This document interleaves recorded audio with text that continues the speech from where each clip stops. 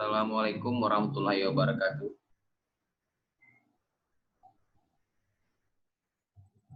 Bisa didengar, Pak Iza? Bisa dok, bisa. Ya. Assalamualaikum warahmatullahi wabarakatuh. Selamat siang, Waalaikumsalam warahmatullahi wabarakatuh. Bapak Ibu sekalian yang sudah join di acara webinar kita pada siang hari ini, walaupun siang ya, mudah-mudahan masih bersemangat. Langsung saja, kita akan bicara sedikit tentang masalah kesulitan untuk menjadi hamil, gitu, atau lebih dikenal dengan istilah infertilitas. Di mana sebagian pasangan begitu mudahnya hamil, sebagian lagi begitu sulitnya gitu. Sehingga kadang-kadang para pasangan suami istri itu atau pasutri bingung apa yang mesti dilakukan gitu. Dan bagaimana cara memahami permasalahan ini secara lebih praktis, secara lebih ringkas, dan apa solusi yang bisa kita berikan gitu bagi pasutri yang kesulitan untuk memperoleh kehamilan. Mungkin kenalan tadi sudah disampaikan oleh Pak Yasir, ini sekilas saja mengenai kurikulum vitae saya. Ya, tadi sudah disampaikan, saat ini saya juga klinisi di Merula, kebetulan juga ada ketua divisi dan ketua himpunan fertilitas di Sumatera Barat. Kemudian ya segala hal konsultasi tentang kesulitan hamil, masalah hormon reproduksi atau masalah endokrin, kelainan pada alat atau sistem reproduksi, program hamil, inseminasi, bayi tabung dan bedah laparoskopi, histeroskopi, masalah keguguran berulang, itu semuanya memang merupakan subspesialisasi atau bagian dari keahlian saya atau bidang subspesialisasi saya. Baik, ini semua juga akan kita tayangkan di YouTube juga bagi yang ibu yang tidak bisa join ya, kasihan, nanti saya akan share di YouTube. Silakan di subscribe. Di sini kita bicara ada pasangan yang ibu hamil, pasangan suami istri yang kesulitan hamil. Begitu menikah biasanya ada beban gitu, pengen cepat hamil, tapi bagaimana caranya gitu setelah berlangsungnya pernikahan, berjalannya waktu, tapi tidak juga memperoleh kehamilan, gitu. Sehingga mulai muncul perasaan stres, depresi daripada pasangan. Apalagi kalau kita lihat seperti ini, kita lihat foto-foto bayi ini yang cukup banyak, jadi kadang-kadang melihat bayi tetangga, bayi pasangan yang lain, merasa keinginan itu semakin kuat biasanya. Kenapa muncullah bermacam-macam pertanyaan di benaknya pasangan suami istri ini. Kenapa ya tetangga saya atau saudara saya begitu mudah hamil? Kenapa saya begitu sulit? Kenapa saya sudah ini? Macam-macam pertanyaannya. Kemana saya mesti berobat? Apa yang mesti saya lakukan? Maka ini akan berkecamuk di pemikiran pasangan suami istri tanpa tidak tahu kemana mesti bertanya, kemana mesti mendapatkan informasi tentang berbagai program hamil ataupun berbagai solusi untuk memperoleh kehamilan. Jadi kalau pasangan suami istri itu sulit hamil, maka saya mencoba meringkas. Ada 4 langkah yang mesti dipahami dulu. Sebelum kita melangkah lebih jauh, ini 4 langkah dasar yang harus dipahami dulu. Yang pertama, tentu kalau kita sulit hamil, maka berusahalah pasutri itu memahami sebetulnya bagaimana sih proses terjadinya kehamilan itu. Kan kita sulit hamil, maka kita harus paham dulu untuk terjadinya kehamilan itu bagaimana prosesnya. Setelah kita paham bagaimana proses terjadinya kehamilan, baru kita melakukan penilaian. Mencari penyebab, bagaimana saya sulit hamil, kenapa saya sulit hamil. Maka kita akan mencari penyebab kenapa pasangan ini menjadi sulit hamil, baik dari sisi suami maupun dari sisi istrinya. Dan yang ketiga adalah, setelah kita mengetahui apa penyebab sulitnya kita memperoleh kehamilan, ada 4 hal yang mesti dilakukan, 4T. Kalau saya meringkas 4T, 4 tepat gitu. 4T itu adalah, maka nanti pasangan suami istri itu mesti memilih program hamil yang tepat sesuai dengan kondisi klinis masing-masing pasangan tersebut. Kemudian setelah dia memilih program hamil yang tepat, dia mesti melakukan program hamil itu di tempat yang tepat juga. Dia tidak di sembarang tempat, di tempat-tempat yang bukan merupakan klinik fertilitas atau bukan merupakan fertility center, itu akan wasting time, membuang waktu, membuang biaya, membuang konsentrasi, meningkatkan stres, dan lain sebagainya. Maka dilakukanlah di tempat yang memang khusus melayani masalah infertilitas atau klinik fertilitas. Karena di klinik fertilitas semua akan dilayani secara terpadu dan ditangani oleh klinisi-klinisi yang memang kompeten di bidangnya. Setelah kita melakukan program hamil di tempat yang tepat, maka mesti melakukan program hamil yang kita lakukan itu adalah program hamil dengan prosedur yang tepat juga gitu. Ada kalanya prosedur yang diberikan tersebut tidak sesuai dengan kondisi klinisnya sehingga semakin sulit untuk hamil. Dan terakhir adalah memilih dokter yang tepat tentunya. Dokter-dokter yang menangani fertilitas, istilah dokter-dokter yang memiliki kompetensi di bidang fertilitas. Kemudian yang ketiga adalah, yang keempat adalah setelah kita melakukan program hamil di tempat yang tepat, dengan prosedur yang tepat, dengan dokter yang tepat, dan kalau kita mengalami kegagalan, maka kita wajib melakukan evaluasi dari setiap kegagalan program hamil, kemudian kita carikan solusinya atau jalan keluarnya untuk mengatasi kegagalan tersebut. Di sini tadi saya katakan bahwa untuk mengetahui penyebab sulitnya kita hamil, tentu kita harus tahu dulu bagaimana proses terjadinya kehamilan tersebut. Ada beberapa istilah yang harus dipahami dulu ya. Ada istilah infertilitas. Sebetulnya apa sih infertilitas itu? Maka infertilitas adalah seorang pasangan suami istri yang sudah menikah selama lebih kurang 1 tahun, sudah melakukan hubungan suami istri secara teratur 2-3 kali seminggu tanpa menggunakan alat kontrasepsi, enggak hamil-hamil juga gitu. Atau berhasil hamil sebulan 2 bulan kemudian mengalami keguguran, artinya tidak berlanjut kehamilannya. Maka itu kita katakan infertilitas. Apakah harus batasannya 1 tahun? Maka ini fleksibel. Kalau pasangan tersebut atau ibunya, istrinya sudah berumur lanjut, maka tidak harus menunggu 1 tahun untuk dikatakan infertilitas. Mungkin 3 bulan, 4 bulan, kalau memang usianya sudah lanjut, maka tidak ada salahnya segera memeriksakan diri untuk mencari penyebab kenapa belum hamil juga. Maka itulah infertilitas. Baik, kita kembali lagi ke awal tadi. Bagaimana sih proses terjadinya kehamilan itu? Terjadinya kehamilan itu adalah, pertama, ini indung telur. Maka indung telur si wanita tersebut harus mampu memproduksi sel telur matang setiap bulannya. Itu syarat pertama. Karena kalau dia tidak mampu memproduksi sel telur matang, apa yang mau dibuahi? Maka indung telurnya harus mampu memproduksi sel telur matang setiap bulannya. Dan sel telur matang itu akan dilepaskan dari indung telur masuk ke dalam saluran tuba atau saluran telur. Setelah adanya sel telur matang, yang kedua adalah harus ada sperma.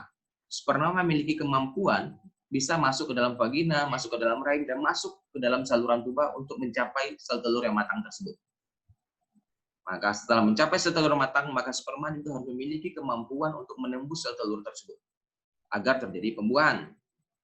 Dan setelah terjadi pembuahan, maka hasil pembuahan ini akan berjalan di sepanjang saluran tuba ini menuju kepada dinding rahim bagian dalam. Maka untuk terjadi kehamilan, maka embrio atau sel telur yang sudah dibuah ini harus memiliki kemampuan juga untuk menanamkan diri di dalam dinding rahim. Dan setelah dia mampu menanamkan diri dalam dinding rahim, maka rahimnya harus memiliki kemampuan juga untuk mempertahankan kehamilannya sehingga bisa berlanjut sampai dengan kehamilan yang cukup bulan. Maka itulah proses terjadinya kehamilan. Sehingga dapat kita bikin semacam resumenya, maka syarat terjadinya kehamilan yang sehat atau kehamilan yang bagus, itu yang pertama syaratnya adalah harus ada indung telur atau ovarium yang sehat dan mampu menghasilkan sel telur yang sehat juga. Arti katanya adalah indung telurnya atau ovariumnya itu bisa memproduksi sel telur yang sehat atau sel telur normal yang kita kenal dengan istilah ovulasi. Yang kedua adalah syaratnya adalah saluran tuba atau saluran telurnya mesti lancar. Karena saluran tuba atau saluran telur merupakan tempat atau lokasi pertemuan antara sperma dengan sel telur. Kalau saluran tubanya itu mengalami gangguan seperti infeksi, sumbatan, dan lain sebagainya, maka tentu tidak akan pernah ketemu sel telur dengan sperma, sehingga tidak akan pernah terjadi kehamilan. Dan yang ketiga adalah adanya sperma yang sehat juga, yang bisa mencapai saluran tuba, dari vagina, masuk ke rahim, masuk ke saluran tuba, dia harus mampu mencapai saluran tuba, dan memiliki kemampuan untuk membuahi sel telur atau fertilisasi. Kalau spermanya tidak memiliki kemampuan membuat sel telur, maka juga tidak akan terjadi kehamilan. Dan yang keempat, setelah terjadi pembuahan, maka si istrinya mesti memiliki rahim yang sehat juga, agar bisa rahim tersebut menerima embrio atau sel telur yang sudah dibuahi.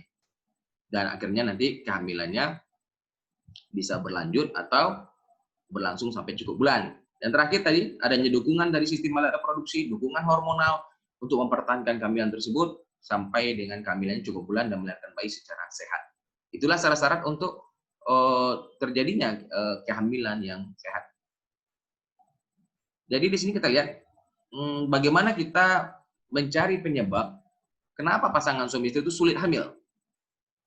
Maka kalau tadi kita sudah memahami proses terjadinya kehamilan secara alami atau secara natural, maka kedua adalah kalau dia sulit hamil, tentu kita cari apa sih penyebabnya dia sulit hamil. Maka beberapa hal yang kita lihat di sini, maka penyebab seorang pasangan tersebut sulit hamil dari sisi istrinya, maka kita lihat yang pertama adalah bisa disebabkan sulit hamil disebabkan karena faktor dari ovariumnya atau indung telurnya. Apa permasalahan muncul di indung telur? Yang pertama bisa jadi karena memang indung telur tersebut tidak bisa memproduksi sel telur matang atau tidak berovulasi. Sebagai contohnya adalah pada kelainan-kelainan yang kita kenal dengan PCOS. Yang kedua adalah mungkin ada kista indung telur atau kista ovarium. Jadi yang paling sering menimbulkan infertilitas adalah kista endometriosis atau kita kenal dengan kista coklat, sehingga merusak sel telur, merusak pertumbuhan folikel, sehingga telurnya tidak bisa diproduksi secara sehat. Ketiga adalah bisa juga faktor karena cadangan telur yang menurun. Cadangan telur yang menurun ini bisa karena faktor usia yang sudah lanjut, bisa disebabkan oleh gizi yang jelek, atau disebabkan oleh riwayat operasi pada indung telur, atau ada riwayat kemoterapi, atau riwayat radiasi yang menimbulkan kerusakan pada indung telur.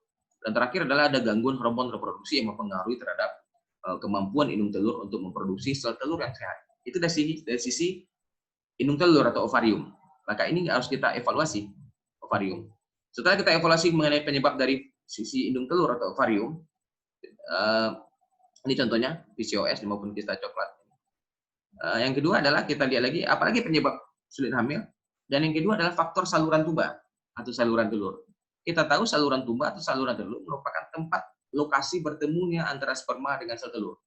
Kalau ini tuba ini mengalami infeksi yang dikenal dengan salpingitis atau mengalami perlengketan karena infeksi juga, atau memang mengalami gangguan pergerakan atau motilitas tuba, di mana tubanya tidak bisa berkontraksi untuk mendorong sel telur ataupun mendorong sperma, atau memang ada sumbatan pada tuba, atau ada pembengkakan yang berisi cairan infeksi pada tuba, maka otomatis tuba tidak bisa menjadi tempat pertemuan sperma dengan sel telur.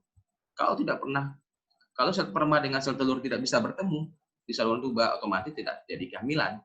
Maka kita harus melakukan evaluasi terhadap saluran telur atau saluran tuba ini. Ini contoh adalah saluran tuba yang mengalami pembengkakan atau mengalami infeksi. Dan yang sebelah kiri yang normal. Ini adalah penyebab terjadinya infertilitas yang disebabkan oleh faktor saluran tuba. Dan yang ketiga adalah setelah kita menilai saluran tuba, baru ketiga adalah kita menilai faktor sperma. Maka sperma tersebut harus memiliki kemampuan juga untuk mencapai saluran tuba dan memiliki kemampuan untuk membuahi sel telur. Maka sperma akan kita nilai nantinya secara kuantitatif, menilai berapa sih jumlah sperma si suaminya, bagaimana pergerakan spermanya, bagaimana bentuk spermanya, dan apakah ada kelainan-kelainan DNA pada spermanya. Kemudian yang selanjutnya adalah dalam rangka mencari penyebab sulit hamil, faktor rahim. Kalau tadi faktor indung telur sudah, yang kedua adalah faktor saluran tuba, ini yang ketiga ini ya. Ini yang ketiga adalah faktor rahim. Maka syarat untuk terjadi kehamilan maka rahim mesti sehat. Dinding rahimnya atau endometriumnya itu mesti sehat. Kalau tidak sehat maka sulit untuk hamil. Karena endometrium merupakan tempat pertama menempelnya embrio terhadap di dalam rahim. Hal-hal lainnya bisa menyebabkan gangguan kehamilan yang disebabkan oleh faktor rahim adalah adanya polip dari dinding rahim atau polip endometrium, atau adanya tumor jinak dari otot rahim atau mioma uteri, adanya adenomiosis, pembengkakan dari rahim, atau memang ada kelainan-kelainan anatomi bawaan lahir pada rahim sehingga menyebabkan seorang istri tersebut sulit untuk memperoleh kehamilan atau sulitnya embrio menempel di rahimnya. Itu disebabkan oleh faktor rahim. Ini yang contoh miom, contoh polip juga ini yang menyebabkan kesulitan untuk memperoleh kehamilan. Kemudian kita lihat lagi berikutnya adalah bagaimana sih saya mengetahui penyebab sulit hamil pada diri saya? Saya pengen tahu nih kenapa saya sulit untuk hamil. Di samping tadi sudah saya uraikan ada faktor ovarium, faktor saluran tuba, faktor rahim, 3 faktor tersebut, dan faktor sperma. Jadi ada 4 faktor. Faktor indung telur, faktor saluran tuba, faktor rahim, dan faktor sperma. Dan untuk mengetahui itu bagaimana caranya? Tentu yang harus kita lakukan adalah yang pertama harus dilakukan USG transvaginal. USG transvaginal seperti ini. Kita harus lakukan USG transvaginal. USG transvaginal itu apa sih fungsinya? Adalah untuk menilai bagaimana anatomi rahimnya. Apakah rahimnya sehat apa tidak? apakah ada miom apa tidak, apakah ada pembengkakan, ada polip, ataupun semua kelainan-kelainan lain bisa kita lihat dengan USG transvaginal. Di samping itu, USG transvaginal juga bisa kita gunakan untuk menilai anatomi dari indung telur. Apakah ada kista, apakah ada perlengketan pada indung telur, dan bagaimana cadangan telur pada indung telurnya. Dilakukan USG transvaginal. Jadi pemeriksaan pertama yang harus dilakukan adalah USG transvaginal. Yang kedua adalah kita melakukan pemeriksaan yang disebut dengan HSG. HSG ini adalah pemeriksaan yang kita gunakan untuk menilai saluran tubannya. Apakah saluran tubannya itu lancar, tersumbat, infeksi, atau mengalami pembengkakan, dan lain sebagainya. Jadi dengan HSG kita bisa melihat bagaimana anatomi saluran tubannya. Apakah ada pembengkakan seperti dorsal peak, atau ada yang sumbatan atau tidak pada saluran tubannya. Ya, itu yang kedua. Jadi setelah USG transvaginal, yang kedua adalah HSG untuk melihat saluran tuba. Dan yang ketiga adalah yang kita lakukan adalah melakukan pemeriksaan analisa sperma. Dengan pemeriksaan analisa sperma kita bisa menilai bagaimana jumlah spermanya, bagaimana pergerakan spermanya, bagaimana bentuk morfologi spermanya, atau adanya kelainan-kelainan DNA pada spermanya. Cukup tiga tadi, cukup tiga pemeriksaan itu saja sebagai investigasi terhadap kenapa sulit hamil pada diri saya. Lakukan USG transvaginal, lakukan HSG, dan lakukan pemeriksaan analisa sperma. Itu secara garis besar sudah menjawab atau sudah bisa kita temukan kira-kira penyebab kenapa sulit hamil pada si pasangan tersebut bisa kita temukan. Kemudian, tapi pada keadaan tertentu, maka diperlukan tindakan yang lebih advance, seperti kita terpaksa harus melakukan laparoskopi dan histeroskopi, kalau memang kita menemukan ada kelainan-kelainan seperti kista, miom, polip, ataupun penyakit-penyakit lain yang memerlukan tindakan surgery, maka kita pilihkan tindakan laparoskopi dan histeroskopi yang tidak perlu membuka perutnya. Ini merupakan bedah minimal invasif, maka kita bisa melihat secara live kelainan-kelainan pada layar reproduksi, dan kemudian kita melakukan tindakan koreksi sehingga kembali lagi menjadi normal alat dan sistem reproduksinya. Ya. Kemudian kita lanjut. Jadi ada 3 jenis pemeriksaan standar yang harus kita lakukan pada pasutri tersebut agar kita bisa mencari kemungkinan penyebab sulitnya hamil pada pasangan tersebut. Pertama, USG transvaginal, kapan itu kita lakukan? Kita lakukan pada haid, pada hari haid kedua atau hari ketiga. Kita nilai anatomi rahimnya, kita nilai anatomi indung telurnya, kita nilai cadangan telurnya dengan USG transvaginal. Yang kemudian adalah HSG. HSG ini adalah menggunakan ronsen, maka kita bisa menilai bagaimana saluran tubanya, apakah tersumbat, apakah ada perlengketan, apakah ada pembengkakan pada saluran tuba.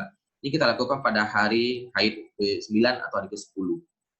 Dan yang ketiga adalah analisa sperma. Yang bisa dilakukan kapan saja, asalkan memenuhi syarat-syarat pemeriksaan analisa sperma. Cukup 3 ini saja. Ini sudah cukup bagi kita untuk menentukan kira-kira penyebabnya sulit hamil tersebut, bisa kita temukan penyebabnya. Kalau penyebabnya sudah kita temukan, maka kita tinggal mencari solusi atau jalan keluarnya. Maka tadi 4T tadi, kembali saya ulang lagi, maka setelah kita temukan penyebabnya, lakukanlah 4T. Lakukan program hamil yang tepat, dilakukan di tempat yang tepat, di klinik fertilitas, dengan prosedur yang tepat, dan dengan dokter yang tepat. Ya, agar menghasilkan hasil yang maksimal. Kemudian, apa saja jenis-jenis program hamil yang ada? Yang pertama, program hamil yang ada adalah yang pertama disebut dengan tracking cycle atau natural atau alami. Di sini kita melakukan perangsangan pertumbuhan sel telur. Setelah sel telur kita rangsang, kemudian kita picu ovulasinya. Setelah ovulasi nanti pasangan suami istri kita suruh melakukan hubungan suami istri secara terjadwal. Tentu masa subur ini tidak bisa ditentukan oleh pasangan suami istri itu tersebut. Tetap membutuhkan bantuan dokter untuk mengetahui kapan persisnya masa subur si wanita tersebut. Itu dengan bantuan USG transvaginal atau menggunakan LH kit test atau OVU test. Dan kemudian dilakukan hubungan suami istri secara terjadwal. Ini disebut dengan tracking cycle atau alami. Program hamil yang kedua adalah inseminasi. Inseminasi kita step-stepnya adalah yang pertama kita melakukan proses perangsangan pertumbuhan sel telur dengan menggunakan obat-obatan stimulasi sehingga sel telurnya itu bisa tumbuh dan berkembang menjadi matang. Setelah telurnya matang, kita lakukan perangsangan juga untuk terjadinya ovulasi atau pelepasan sel telur yang matang tersebut. Disebut dengan proses triggering. Setelah sel telurnya matang, kemudian kita rangsang untuk dilepaskan oleh indung telur, maka 36 jam kemudian setelah sel telur tersebut kita rangsang untuk kita lepaskan, maka kita lakukan tindakan washing sperma. Itu menseleksi sperma-sperma yang bagus, dan kemudian sperma tersebut kita masukkan langsung ke dalam rahimnya dengan menggunakan kateter, sehingga sperma tidak perlu berjalan jauh dari vagina mencapai saluran tuba. Jadi ini kita membypass perjalanan spermanya dengan menaruh sperma langsung ke puncak rahim sehingga langsung ketemu dengan sel telurnya. Itu adalah proses inseminasi. Dan yang ketiga adalah proses yang disebut dengan IVF atau bayi tabung. Hampir mirip dengan inseminasi, kita juga menggunakan obat-obatan untuk menumbuhkan pertumbuhan sel telur dengan menggunakan obat suntik yang disebut dengan stimulasi. Setelah sel telurnya matang, sebanyak mungkin kita tumbuhkan sel telurnya. Setelah matang, kemudian kita lakukan pematangan sel telur atau triggering. Kemudian 36 jam kemudian setelah kita matangkan sel telurnya, kita lakukan pemanenan atau pemetikan sel telur. Jadi satu persatu sel telurnya akan kita panen dengan menggunakan jarum. Kita sedot satu persatu, maka sel telur yang kita dapatkan tersebut kemudian kita pisahkan di laboratorium, kemudian sel telur tersebut kita suntikan dengan sperma yang bagus.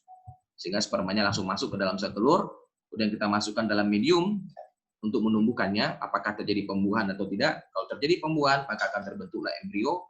Embrio tersebut kita tumbuhkan dalam sebuah medium. Setelah embrionya berusia 3 hari ataupun 5 hari, maka embrio tersebut kita transfer ke dalam rahim si ibu. Inilah proses bayi tabung. Kemudian kita lihat lagi, kembali lagi tadi 4T tadi, saya ulang-ulang lagi. Ya, program hamil yang tepat, apakah dengan tracking, inseminasi atau IVF, semua kita sesuaikan dengan kondisi klinis masing-masing pasangan. Lakukan promil di tempat yang tepat, hanya di klinik fertilitas, dengan prosedur yang tepat, lakukan screening yang tepat, kemudian dilakukan oleh dokter yang tepat, sehingga kita harapkan nanti hasilnya bisa maksimal dan bisa membantu pasangan untuk memperoleh kehamilan. Apakah ada jaminan pasti hamil? Tentu tidak ya. Ini karena program hamil jelas ini merupakan proses ikhtiar yang tapi didasari oleh perkembangan ilmu pengetahuan dan teknologi. Jangan lupa pasangan suami istri juga tetap berdoa, kemudian ikhtiar maksimal dan ikhtiarnya mesti 4T tadi, tepat sasaran. Kemudian selalu kita lakukan evaluasi daripada setiap kegagalan program hamil yang kita lakukan. Kemudian mencari solusi dan alternatif yang lebih baik agar setiap pasangan tersebut memperoleh chance atau kesempatan untuk hamil lebih tinggi lagi dengan mencarikan solusi-solusi yang lebih baik lagi dari setiap kegagalan yang kita dapatkan. Kemudian yang terakhir, jangan pernah menyerah menjalani program hamil, lakukan dengan rileks, tanpa stres, dan selalu berdoa. Karena bagaimanapun yang bisa menempelkan embrio ke dinding rahimnya itu juga adalah kekuasaan dari Allah Subhanahu wa taala. Tapi kita berusaha membantu pasangan tersebut semaksimal mungkin sebagai bagian dari ikhtiar. Saya kira demikian presentasi saya. Banyak maaf kalau ada yang kurang. Terima kasih. Wassalamualaikum warahmatullahi wabarakatuh. Waalaikumsalam warahmatullahi wabarakatuh. Terima kasih Dr. Dedi atas materi yang telah disampaikan. Mudah-mudahan ini akan menjadi pengetahuan, penambahan pengetahuan kita di bidang